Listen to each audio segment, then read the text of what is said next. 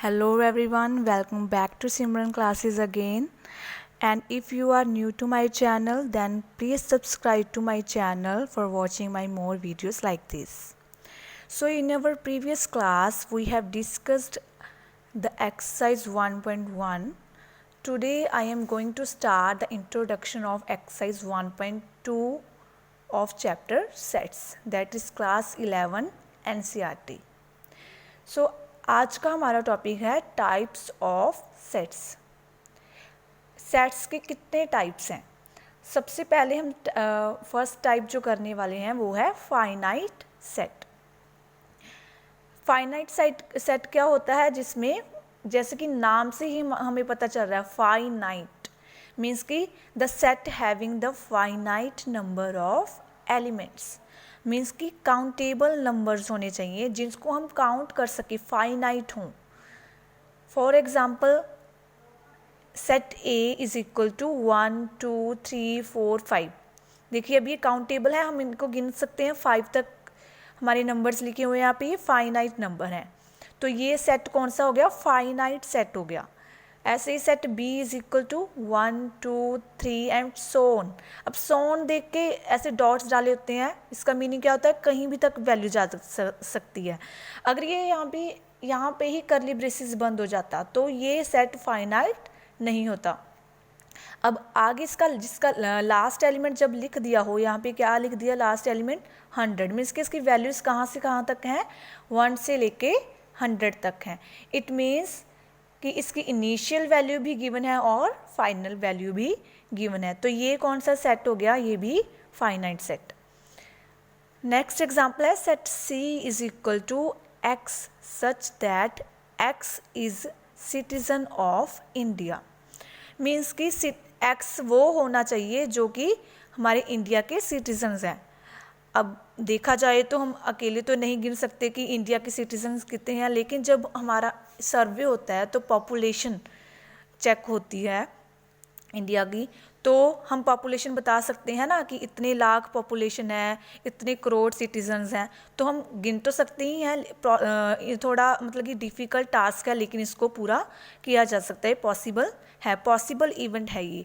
तो ये set C जो है ये क्या है? Finite set. So second type is infinite set. इसका बिल्कुल ही ऑपोजिट, फाइनाइट का ऑपोजिट क्या हो गया? इनफाइनाइट।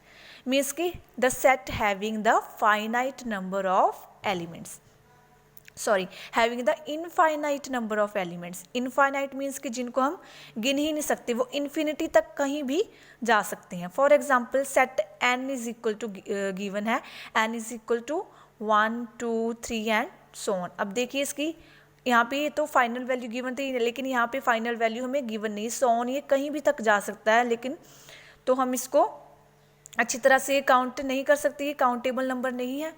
तो ये क्या हो गया? इनफाइनाइट सेट हो गया। इसी तरह से set B is given X such that X is an odd integer. Odd integer होना चाहिए। अब इंटीजर्स कौन से हो गए?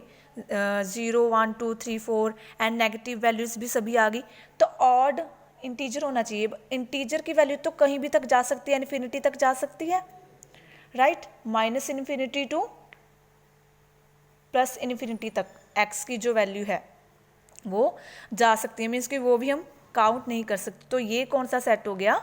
Infinite set. The third type of set is singleton set. जैसे कि नाम ही ये इंडिकेट कर रहा है, सिंगल। सिंगल मीन्स जो अकेला हो, मतलब कि only the set containing only one element, जिस सेट में सिर्फ एक ही एलिमेंट हो, उसको हम क्या बोलेंगे? Singleton set. आपको एग्जाम्पल से क्लियर होगा। देखिए फॉर एग्जाम्पल हमें दिया है set B is equal to X such that X is a positive integer satisfying X square is equal to 4। ये X square की वैल्यू क्या गिवन है? 4। मीन्स कि पॉजिटिव इंटीजर होना चाहिए, और कंडीशन क्या गिवन है? X square is equal to 4। तो वो कौन सा क्या होगा? जिसका स्क्वायर 4 हो और वो पॉजिटिव इंटीजर भी हो। इंटीजर तो नेगेटिव भी हो सकते हैं, पॉजिटिव भी हो सकते हैं, लेकिन जो इसको सेटिस्फाई करेगा, पॉजिटिव। 2 का स्क्वायर क्या हो गया 4, वो इसको सेटिस्फाई कर रहा है, लेकिन है ये पॉजिटिव इंटीजर भी है। अगर हम नेगेटिव लेते तो नेगेटिव -2 का स्क्वायर भी 4 आता, पर वो कौन सा हो जाता, नेगेटिव इंटीजर। तो हमारी कंडीशन को वो, जो हमारे स्टेटमेंट में जो कंडीशन गिवन है उसको सेटिस्फाई नहीं करता, तो यहाँ पे जो सिर्फ हम लेंगे पॉजिटिव इंटीजर। तो यहाँ पे कौन सा लेंगे 2 + 2। तो ये सिंगल एलिमेंट है, इसलिए ये सेट कौन सा हो गया, singleton set. Fourth type of set is empty set. इसके 3 नाम जो हो सकते हैं, एम्प्टी, नल और वॉइड सेट। जैसे कि ये नाम ही इंडिकेट कर रहा है एम्प्टी। एम्प्टी मीन्स जो बिल्कुल खाली हो, जिसमें कुछ भी ना हो। नल, हम नल को भी ऐसे कह देते हैं कि खाली जो पड़ा है, कुछ भी उसमें ना है। जैसे कि set which doesn't contain any element, जिस सेट में कोई भी एलिमेंट जो है वो ना हो, इसको हम कौन सा सेट बोलेंगे, एम्प्टी सेट। इसको डिनोट किससे करते हैं, इस साइन से करते हैं, 0 डाल के बीच में से एक सीधी लाइन जो है इसको क्रॉस करती हुई हमने ऐसे डालनी है। और इसको रीड कैसे करते हैं, रीड एज फाई। इसको क्या बोलते हैं, फाई। रोस्टर फॉर्म में हम इसको किससे रिप्रेजेंट करते हैं, फाई को इन करली ब्रेसिस से स्टार्ट करके करली ब्रेसिस से ही इसको क्लोज कर देंगे, और सेंटर में कोई भी एलिमेंट नहीं लिखेंगे क्योंकि ये खाली है, एम्प्टी है, इसलिए इसको ऐसे रिप्रेजेंट करते हैं रोस्टर फॉर्म में। एग्जाम्पल देख लेते हैं। Set A is given x such that x square is equal to 4 and x is odd। हमें कंडीशन क्या गिवन है, x ऑड होना चाहिए, और सेटिस्फाई क्या करनी चाहिए कंडीशन की, x स्क्वायर की वैल्यू इक्वल टू 4 होनी चाहिए। अब ऑड नंबर कौन से हो गए, 1, 3, 5, 7। अब इनका स्क्वायर देखते हैं। 1 का स्क्वायर क्या हो गया 1, वो भी इक्वल टू 4 नहीं आया। 3 का स्क्वायर 9, वो तो इक्वल टू 4 नहीं आया, 4 से ग्रेटर आएगा। तो मीन्स कि ऐसी कोई वैल्यू है ही नहीं जिसका स्क्वायर 4 हो और वो x जो है वो ओड हो। ठीक है, तो इसको हम क्या लिखेंगे, a इज इक्वल टू 5। ये एम्प्टी सेट है। एक और हम इसकी एग्जांपल ले लेते हैं। जैसे सेट b गिवन है x such that x is a natural number greater than 5 but less than 6। एक नेचुरल नंबर होना चाहिए। नेचुरल नंबर 1 से स्टार्ट होते हैं, 5 से ग्रेटर इन्होंने कहा है कि 5 से ग्रेटर हो बट लेस देन किससे हो, 6 से। ऐसा तो कोई है ही नहीं नेचुरल नंबर। अगर 5 और 6 में हम फिर भी 5 से ग्रेटर हम वैल्यू लेंगे x की और लेस देन उसकी 6 से हो, लेकिन वो उसमें पॉइंट्स में आ सकती है वैल्यू, 5.1 हो गई, 5.2 होगी, लेकिन ये तो फ्रैक्शन की जो वैल्यूज़ हैं पॉइंट्स, लेकिन फ्रैक्शन में आ गए, फ्रैक्शनल नंबर आ गए। लेकिन हमने कौन सा लेना है, नेचुरल नंबर ही होना चाहिए, और 5 और 6 के बीच में कोई नेचुरल नंबर ऐसा है ही नहीं, इसलिए ये भी सेट क्या हो गया 5, यानी कि एम्प्टी सेट। राइट, अब ये हमारे 4 टाइप की हमने टाइप्स जो हैं वो कर ली हैं। नेक्स्ट हमारा टॉपिक है इक्विवेलेंट सेट्स। इक्विवेलेंट सेट्स क्या होते हैं, if they have the same number of elements.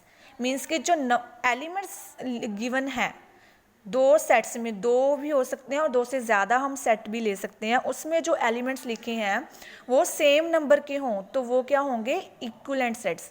जैसे कि for example set A is given 1, 2, 3, 4, 6। इसमें कितने एलिमेंट्स हो गए, 1, 2, 3, 4 एंड 4 एंड 5, तो इसमें 5 एलिमेंट्स हो गए। ऐसे ही बी सेट में 1, 2, 3, 4 एंड 5, तो इसमें दोनों में 5 हो गए, इसमें भी 5 हो गए एलिमेंट्स, इसमें भी 5 हो गए। तो इनको क्या कहेंगे हम, इक्विवेलेंट सेट्स। और इसको फिर हम कैसे लिखेंगे, दिस, ये एरो का जो साइन है इसको कहते हैं हम दिस इम्प्लाइज। तो दिस इम्प्लाइज, ये क्या इम्प्लाई करता है, क्या बताता है कि A is equivalent to B। और इक्विवेलेंट के लिए ऐसे जो